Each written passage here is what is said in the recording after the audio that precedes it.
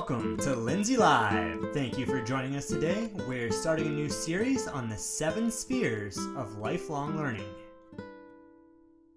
As emerging adults, Lindsay graduates will assume responsibilities in 7 significant aspects, or spheres of living. The world is changing, and many of the skills necessary for the graduates of yesterday have become obsolete. No longer is academic performance the sole predictor of success. Today's graduates must become lifelong learners, well-rounded citizens who are equipped to solve the problems of the 21st century. Successfully mastering and balancing these roles will be essential for today's learners. As part of our strategic design, we've developed 7 spheres of lifelong learning standards and integrated them into our curriculum to ensure that every learner enters adulthood with the skills needed to become a valuable, contributing member of their community. Developed from future conditions and addressing all aspects of living, the lifelong learning standards identify what learners need to know, understand, and be like in order to thrive. We'll start the series off today by talking about one of the 7 spheres in particular, the personal sphere. By fulfilling the standards of the personal sphere of living, a Lindsay learner will graduate high school as a well-balanced person who articulates a clear set of values and beliefs that drive his or her decisions, who sets and pursues personal goals, and uses a variety of interpersonal communication skills. They can establish a balanced lifestyle, mentally, emotionally, physically, and spiritually. They adjust and adapt to changes, stress, adversity, and diversity, and they seek, reflect on, and adjust to feedback. A well-balanced learner understands that their emotions, behavior, and health can impact their personal achievement. The personal sphere focuses on 3 main target areas: emotional health, mental health, and maintaining a balanced, healthy lifestyle. Learning facilitators should consider all of these aspects and incorporate time into their learning schedule to honor them. Academic performance is extremely important to us, and being asked to take time from an already packed day to focus on health may feel like a compromise to some learning facilitators. But we've discovered that taking time to develop these areas pays dividends in academic performance. Our graduates are proof of that. On today's show, I'll speak with one of those graduates, McKaylie Caesar, a member of the Lindsay High School graduating class of 2019 and a student athlete at California State University, Fullerton. Mickey is passionate about the benefits of living a healthy, balanced lifestyle and is building an online presence around helping others make better choices. Shanna Lemus is a content level 7 learning facilitator at the Reagan Learning Community. She's seen the benefits of incorporating aspects of the personal sphere into her learning routine. She'll join the conversation to share her methods and some stories of success from her learning environment. We'll have L.Ledesma as well. Linda is the director of Healthy Start, a school-based family resource center which provides support for learners and their families. Healthy Start offers a variety of programs to help families educate themselves on the benefits of living a healthy lifestyle and opportunities that introduce learners and adults to fitness activities. Our 4th guest is Anthony Gonzalez, fitness manager at McDermott X and the founder of the G-Fit lifestyle fitness brand. Anthony has trained hundreds of Lindsay residents, from world-class athletes looking for an edge to first-time gym goers looking to transform their lives. All 4 of them are shining examples of living out the personal sphere of lifelong learning, and they will share their insights in just a moment. You won't want to miss what they have to say, so stay tuned to Lindsay Live. Welcome to Lindsay Live. I've got McKaylie Caesar, Shanna Lemus, L.Ledesma, and Anthony Gonzalez on Zoom to talk about the personal sphere of living and how it impacts them personally and academically. Thank you all for joining me today. Mickey, I know the ideas in the personal sphere are important to you. You've been a student/athlete for pretty much your entire life. What are some of the things that you've learned from fitness and athletics that have benefited you academically? Setting high standards for myself to be able to achieve the things that I need to achieve, discipline in what I do, and really having to work on my time management and prioritize what's most important, and just working hard, and all of that can be transmitted into my academics. When you leave campus, do you find that those values follow you into your personal life as well?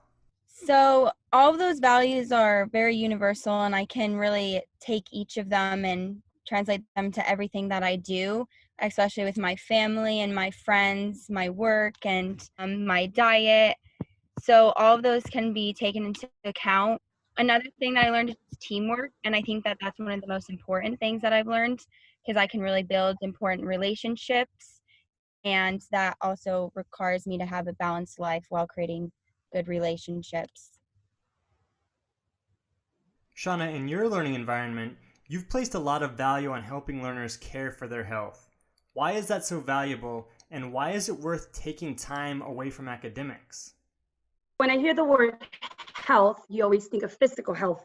But in my learning environment, mental health, it's a key, it's a priority. Making sure that their mental health is taken care of, it's really important.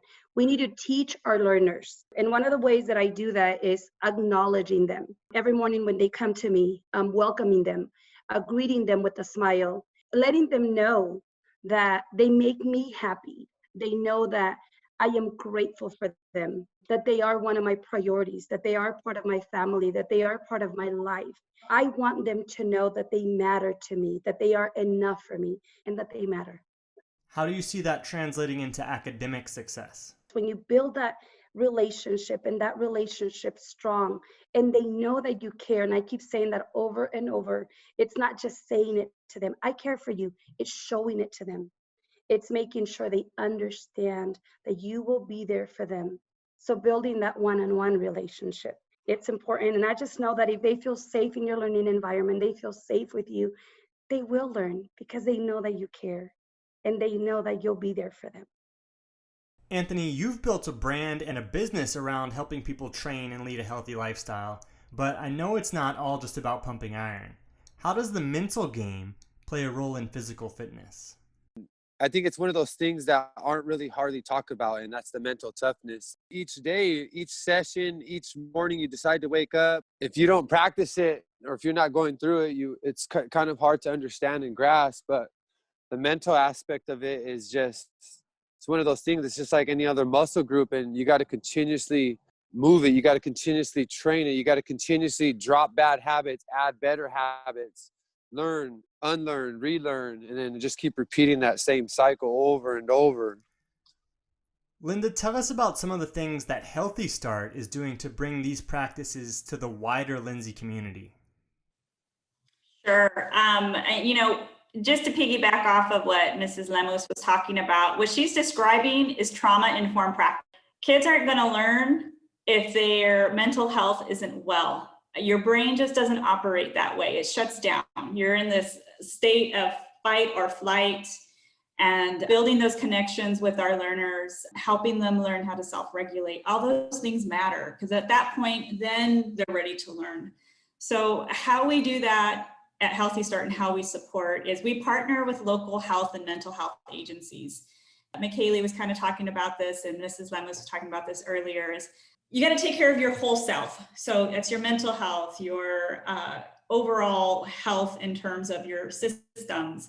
And we tend to compartmentalize health, which is unfortunate. It's a whole integrated system, and everything needs to be taken care of. So what we try to do at Healthy Start is support with the emotional health. So we'll contract and have partner agencies that provide mental health to our children and to our families. So we have Tulare Youth Services, Family Services, Kingsview. Kuya Delta is actually at our site, and they provide health classes for diabetes and chronic diseases, high blood pressure, and they're just going to add a new mental health component as well, because we don't take care of ourselves well if we're not taking care of our mental health. So everything is so related. So if you think about somebody having the symptoms of an anxiety attack, the symptoms you're going to see look like a heart attack when it's not. So it's so important to address every piece of that. Our job is to get them connected to agencies that will help them come up with some goals and strategies to overcome the challenges that they're facing, whether it be emotional or physically. And also we have exercise. Exercise is extremely important in terms of overall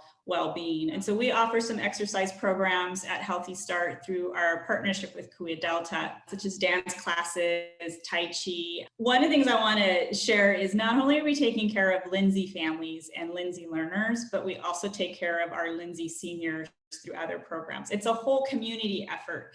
So we are targeting seniors with some of our new programming. Bingo Size is one. And I'm happy to say that we have several teens that come to our dance classes to exercise with their parents during the summer and winter breaks. And they all express how just moving their bodies does wonders for their minds, and it helps them with their depression and their anxiety. So everything is interrelated.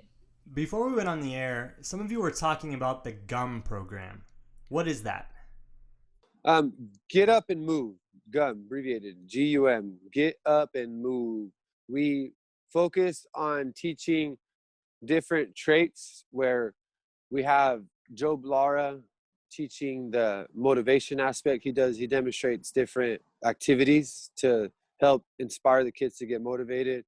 We have Alfredo and the other teams, they do team building, teach the kids how to utilize each other's work ethic to knock down a task, and how they have to all work together. And then we have a nutritional aspect. We have like registered dietitians come in, and they talk about health, about nutrition, about implementing a diet that's, that will benefit them compared to what they're doing now. And then on my side, we're labeled as fitness, but I like to call our side health, because I'm one to believe that there's not one that's more better than the other as far as the mental, the physical, the spiritual.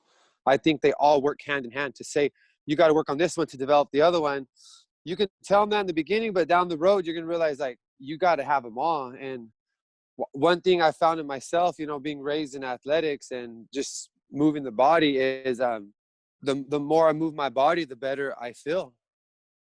And a lot of people think, well, isn't that the physical aspect? But they're not understanding the steps needed, the disciplinary actions needed in order to talk yourself into, hey, today you got to exercise. Hey, today you got to move.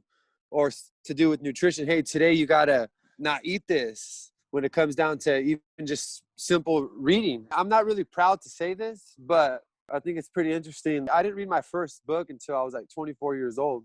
Never read a book prior to that, ever. I might have skimmed through a page, jammed as much information night before on a test or something, but I think reading has really, really enhanced the traits that I can apply to myself in order to just evolve.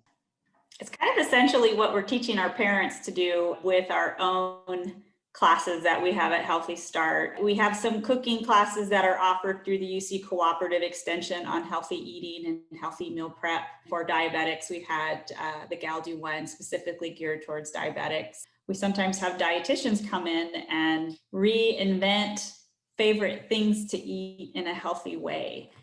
So instead of cooking with lard, you're cooking with olive oil, or, just how to make healthy food swaps. But I just love the GUM program because that's, we have a lot of kids out there eating a lot of things they shouldn't be eating that aren't good for them. Those hot Cheetos, drinking a ton of soda, a lot of sugary snacks. I mean, those things really don't put them in a frame of mind for healthy learning.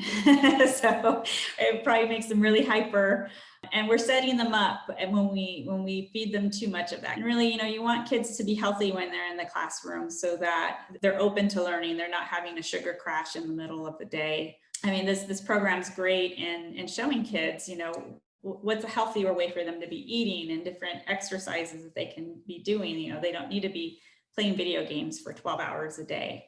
So we want to encourage movement. So it's just an overall great program. I wish, every school district had access. So I would have to say, as a content level 7th learning facilitator, I am really blessed. I'm going to say the word blessed because I get many opportunities to help my learners growth in their personal sphere, such as teaching them making proud choices, Too Good for Drugs curriculum, going to the GUM program, which is Get Up and Move with Anthony. I love taking our learners over there. So, and then dancing classes. We participate in the Orange Blossom Parade, Reagan School. So that's kind of like outside of the learning environment, but it's still, I take every little chance I get to incorporate how this is going to help them in the long run as an adult. I have many different opportunities to teach them personal sphere. There are many opportunities here in Lindsay to come together and help build a healthy community, but what does that mean? What does a healthy community look like to you? Oh man, this is bread and butter for me. This is since day one. This is going back over 10 years ago. I remember me and my brother Johnny saying that Lindsay's going to be known for health. Lindsay's going to be known for working out. And we just repeatedly kept saying that and seeing it spread out like a wildfire, like to see everyone grasp onto health and exercise is just amazing to see. And understanding that I grew up born and raised in Lindsay, and it was a little closer to home because it is my home. And I know what we're surrounded by, from the fast food all the way to the gangs. And I've learned like there's a better way. I would say that a healthy community is a thriving community. That's kind of how I look at it.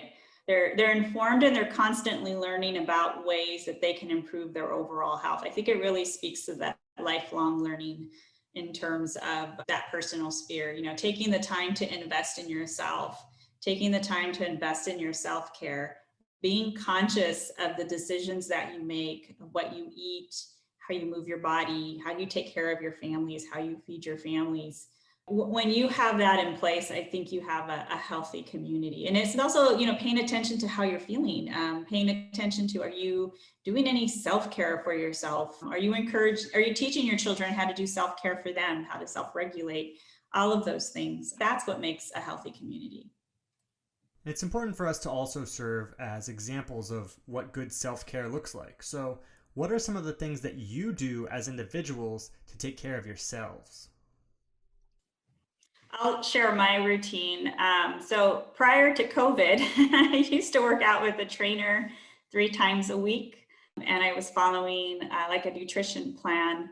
But now my routine is to try to walk on my treadmill after dinner for about 30 to 60 minutes. As a lifelong learner, I am learning that I have to change my diet a little bit. Despite being physically active and doing my best to stay healthy, sometimes your genetics catches up to you. And I was recently diagnosed with high blood pressure. So now I'm working with a dietitian to help me rethink my food choices and kind of find new ways to add flavor to food without adding salt and having to cut back on caffeine significantly. So I'm learning those pieces as right now as we speak. And then just, you know, in this whole digital world that we're in, I feel like it's added an additional layer of stress. And so I can imagine for our kids and our learning facilitators, admin, all of us, that it's a lot of screen time. And I sometimes feel like my brain starts to rebel on me a little bit. And so I have to find other ways to de-stress. Exercise makes a huge difference, but also I'm going to start doing acupuncture. Previously, when I did acupuncture, it really helped me just to de-stress. So I'm going to be coming back to that. And then just trying to motivate myself to stay active. I do Fitbit challenges with friends. Most of them are nurses, so it's really hard to keep up with them because they're on their feet all day. But it definitely is a good motivator to keep me moving. To keep my health in check, every day I wake up and either go for a run or work out in the morning. And then after doing these 2 things, it kind of helps me establish a healthy eating diet, and I have to get the right nutrients. So I eat a healthy breakfast, and then this is kind of my morning routine. So then after that, I sit down and I plan out what I have to do for the rest of the day. It's more organized and kind of have a little less stress when I am able to see what I'm going to do for the rest of the day. So that kind of helps me keep those 3 things in check when I just sit down in the morning and take those time to do those 3 things. Mickey, she is a freak of nature. So when I get a trainer, I see the gift she has and I see the potential she has, and she doesn't even know she has them. And it's great to see, because being humble is the number 1 weapon in order to be successful. And seeing Mickey develop and just accelerate in anything that's thrown her way is just a testimonial of, like, you can do whatever you want. You can achieve whatever you want, but it's just going to require hard work and consistency. It's great to see. All right. So talking about physical, I'm not as physical as they are. I do more like dancing for distress, just for fun. And I'm just to me it's praying, my spiritual life. I have a very strong spiritual life. I do a lot of praying, and I'm not talking about lengthy praying. It's just a way to just kind of stay in a positive mind with a kind heart, just taking care of my spiritual life, because when I'm okay with that, I just feel that everything around me, it just, it's okay. Things happen for a reason, and that's mine right there. Thank you. Yeah, I would have to say the same because at the end of the day, sometimes I take the time to just like open up a Bible or look at a verse and it kind of just takes all the stress away and you just feel so much better just by doing that. So I agree. Your spiritual health is very important. Mickey, as a student athlete, you have a lot of structure and extrinsic motivation to stay fit. Do you see yourself maintaining those habits after graduation when organized athletics ends? Yeah, so I think since I've been doing it for a while now, I feel like I'm going to maintain it and at least work out in the morning or something. Because if I don't get like a type of physical activity in, I mean, that's just for me right now. My day feels kind of off and I'm not as energized for the rest of the day. So I feel like I'll be able to take that with me and I like having a set routine and plan. So when I get older and have more work life, I think I'll take that with me of working out in the morning and having a healthier diet to set to because I mean, it makes me feel a lot better. What about those days when you do get off track or slip on your routine? What happens? How does it affect you, and what effect does it have on your brain? Honestly, it's like a dark weight slash burden that's just right there with you. Whether you're 10 years old, 15, 20, 40, I think we all experience that guilt, that where our body's actually talking to us, our mind's talking to us. And if we're listening, we'll be able to answer back. Man, today you gotta wake up a little earlier, or hey, today you gotta do this, you got this going on. It's still work that needs to get done, and we all find a way somehow to semi get it done. I feel like my brain is a total mess. It's amazing what it does for you when you just get in 15 to 20 minutes. So even if you're like really exhausted, I'll get on my treadmill or I'll take my dog around the block, and it does something about just clearing your mind, kind of restoring a sense of balance in your mind. You just feel like your overall being has improved. It makes a huge difference. So I can definitely say exercise is like another form of mental health. It just does something. It gets those endorphins and feel good hormones moving around. Definitely makes a huge difference. Yeah, I definitely agree. When I don't get, the right exercise in, I'm not as productive throughout the day, which is surprising because you think that you'd be more tired, but it wakes you up. And when I go for a run, it clears my mind and helps me think and process things. And it just helps my mental health tremendously. So it sounds like we all agree that physical activity has a positive effect on the brain. But do any of you have any practices specifically devoted to the mental aspect of your health? Definitely.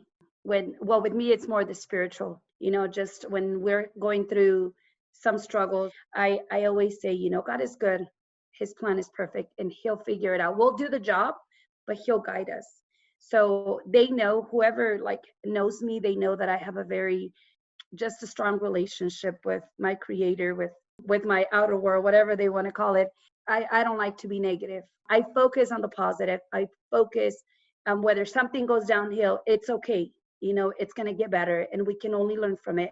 And I pray for my kids all the time, all my learners every day. So yeah, it does rub off in a positive way.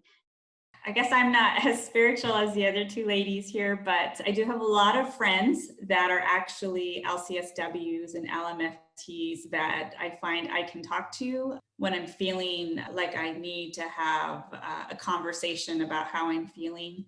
And, even at Healthy Start with our staff, we do case manager supervision with Barry Summer. We check in with each other. We check in to ensure that everyone's doing okay. We've gotten creative. We'll have a conversation over the phone, and I'll walk around the block while I'm having that conversation with them. Just so that when I'm physically moving, we're both physically moving if they're walking with me too, because those social connections go a long way, and if you have a spiritual practice, that goes a long way.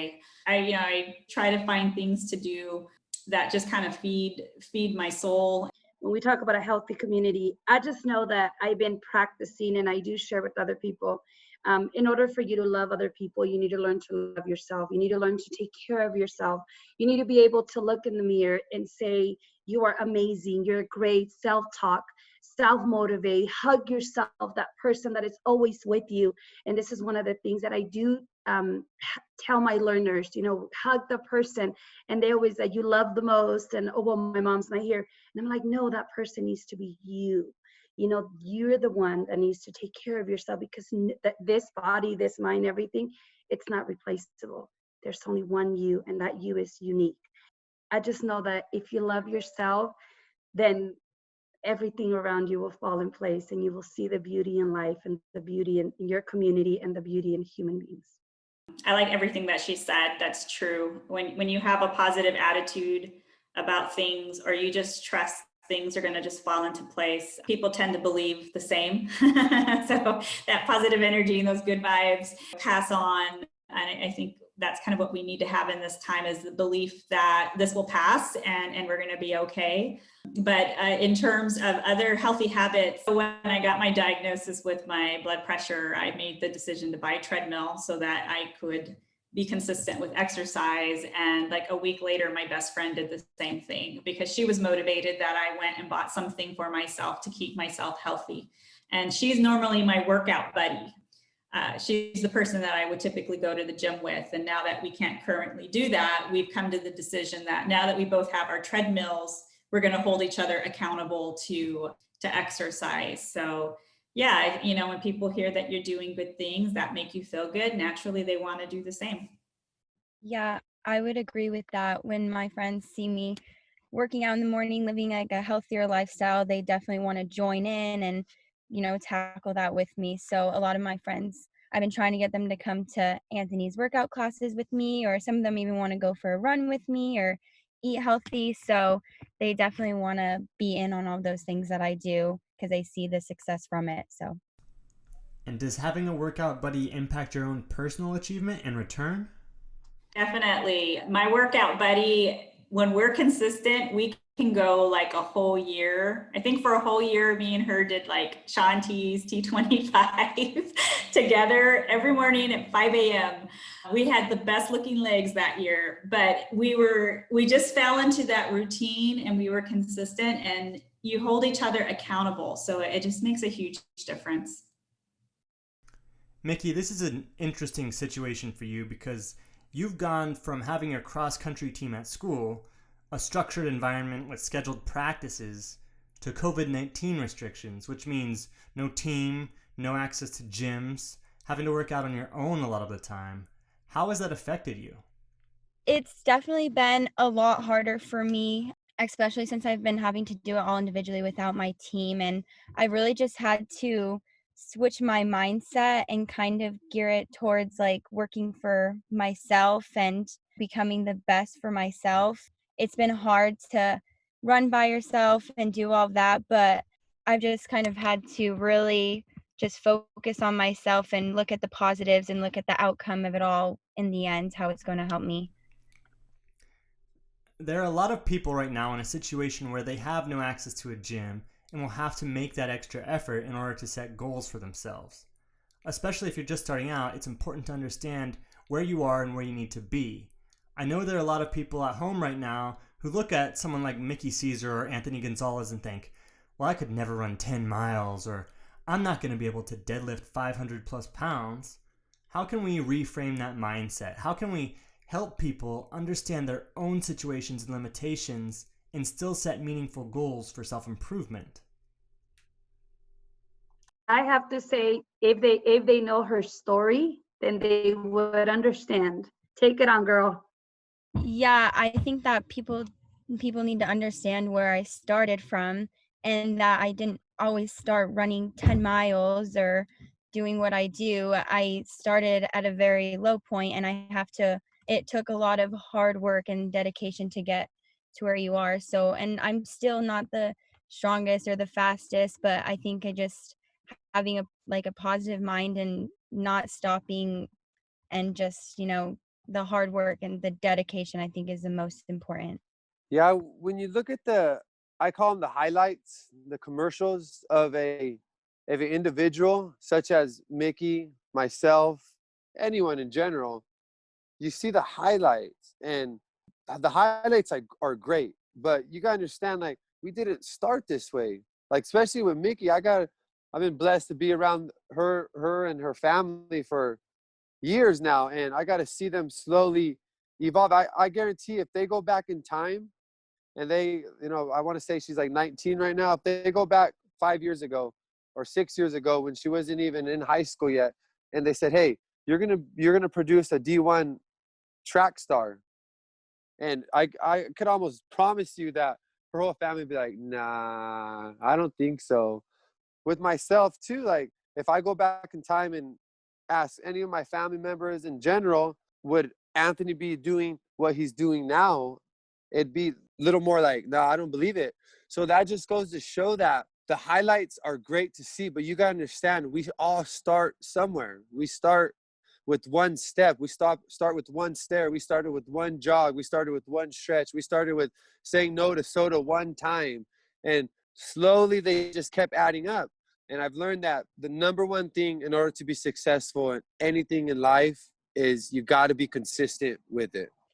I think if we're looking at it from when I started running, I didn't even know about how I could run or if I could run. And so I started really not really liking it, just kind of doing it for fun, and then just sticking with it. And then my dad helped me set goals, like, okay, if you're pretty good at this, let's start somewhere. So let's start setting a goal for, a little bit of a time or a place, and just keep working your way up. And how are you going to achieve these goals? Okay, so now you're going to have to start building muscle, working on your form. You're going to have to start eating healthier. So taking each part and each aspect of running and setting aside a goal to achieve each one of those, I think that's the most important thing. So really breaking it down to achieve every part of it was important. So if you're not off the couch yet, I would think just start by eating healthy, and that would probably be the first step. And then even getting out and just walking or jogging or just doing some type of physical movement, I think, is probably the first step to it. Going out there and kicking a soccer ball or just any type of physical movement can lead to a lot, and you don't know, you have to start somewhere, and that will definitely build up once you start dedicating yourself to it. Before I let you guys go, let's talk a little bit more about COVID-19. You're all calling in via Zoom because we can't be together, and more than ever, health is a huge public concern. So, what's been your approach to staying positive, staying healthy, and seeing the silver linings in all of this? I see a lot of silver linings. I have to think about the positive side of this. So during this whole quarantine, I'm cooking all my meals at home. So I'm making healthier meals. So that's like one way of looking at it. My husband and I sit down and we eat and we have dinner together and lunch together when I'm working from home more often than we've ever had, which is great. My dog is super happy because I'm home. I mean, there's just so many other things that are good. I actually see parents in my neighborhood riding their bikes with kids. I didn't know I had kids in my neighborhood before. So the first time ever I see families doing things together. Those positive things kind of give me hope. And one of the things we did at Healthy Start was when this pandemic hit and we realized we were going to have to completely change how we offer our curriculums, we had our Fresno Pacific interns create a step-by-step picture guide of how to use FaceTime, of how to use Zoom, of how to use WhatsApp. And our parents were so excited to learn that they had access because now they could call, like, for example, WhatsApp is super popular in Mexico and it's free. They can call all their relatives in Mexico now. And that they didn't even know that they had that ability. So that's what's amazing, is they're learning technology. And so now they're getting excited because now they know how to do something they didn't know how to do before. One, they can be connected to somebody and they can vent about how they're feeling and be heard and feel supported. I'm thankful and blessed that I have done my research to understand the way our bodies work, because all what's being pushed right now is what? Hand sanitizers, masks. People think like, oh, you're anti. I said, no, I understand it. So I'm definitely a believer in it. But like, when do you ever see a commercial or some type of figure saying, hey, you guys, you guys need to quit the processed food. You need to quit the soda. You need to start implementing more fruits and vegetables in your diet, drinking mostly water, get some exercise outside, do some stretches. You don't hear that stuff. And why don't you hear that? So I look at it as an opportunity to really deliver another truth bomb. I like to say health and fitness and staying active is very, very crucial. And I think out of all things that should be pushed right now, that should be number one. Is we're in times now where obesity is at the all-time high, heart disease at the all-time high, cancer is at the all-time high. Majority of deaths in our country, in our world, are due to lack of movement and wrong choices of eating. So that has to say something to someone, but yet we don't see it pushed on a broad spectrum. So I feel it's my duty, it's my responsibility to continue on the path that I'm doing, just to help and teach others, whether it's families, kids, just to learn like, hey, you got to take care of yourself. It's the same things I've been preaching over, like I said, over 10 years now.